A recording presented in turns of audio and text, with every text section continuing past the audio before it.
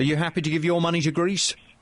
It would be a total waste of our money. I mean, when Cameron says he's in Cannes trying to secure the UK economy, nothing would be further from the truth. What he's trying to do is secure his position.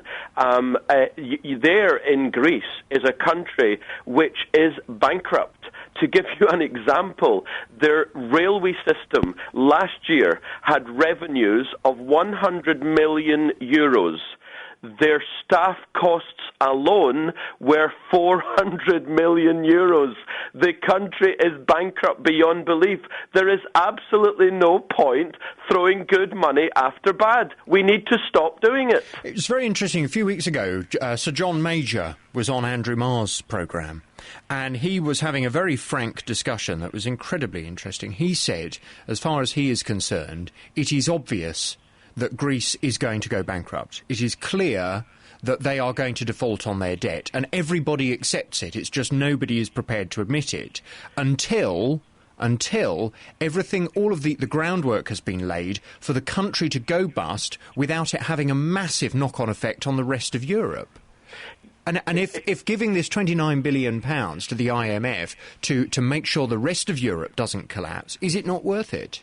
The rest of the Europe will collapse. There is nothing that can be done to avoid a Europe-wide collapse. And again, to take from Cameron there, he said, Europe is the biggest crisis in the world right now. Again, absolute, utter rubbish. China, believe it or not, is the biggest crisis right now. Their house prices are crashing. They've got 64 million empty, never lived in individual dwellings. 64 million. Their property prices are down 30%. That, China, being the second largest economy in the planet, is crashing. That's the big problem in the global economy right now. To look at Greece, which is less than 0.5% of the global economy, and call it the epicenter of the biggest crisis in the world, is absolute, utter, arrant nonsense. Look, the euro is toast.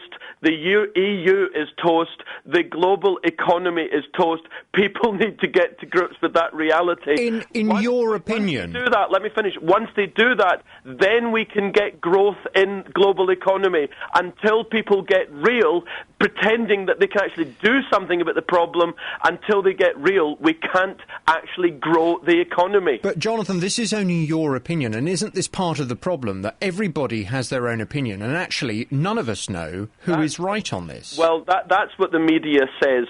The fact is 99% of economists, politicians and bankers are taking your view that essentially we have to keep piling money into the banks, into these bankrupt countries, because that's the way to sort the system. No, all that does is secure the position of bankers and politicians.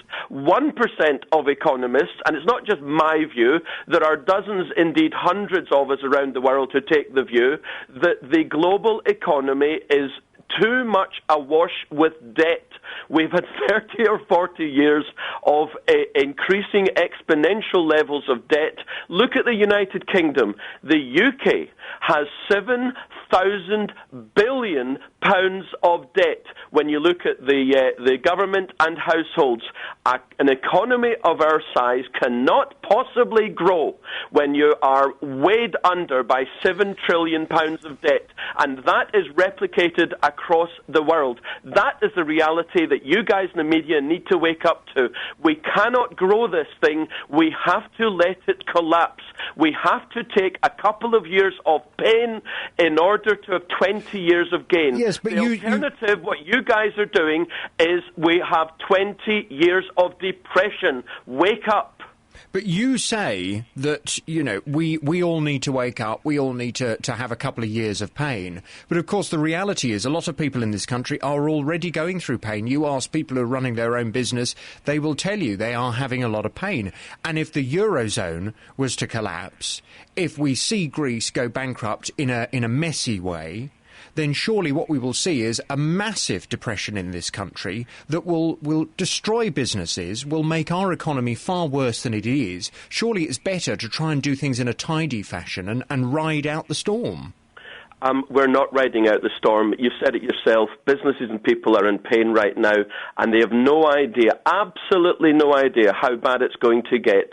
20 to 30 years of depression. That's what we're in right now.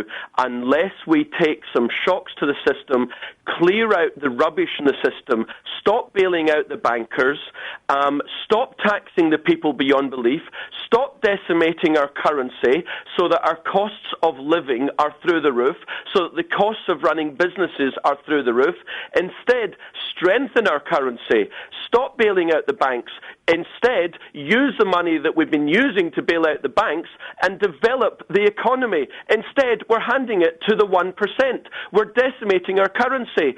It's always about inflation. It's always about the use of our resources, and we're using them, we're abusing them, we're giving them to the wrong places. Instead, as I say, if we hike interest rates right now, we will increase the value of our currency, it will reduce the cost of our imports, it will reduce the cost of living, of heating, of light, of fuel, of food, the things that are extremely important to the man and woman in the street and to businesses.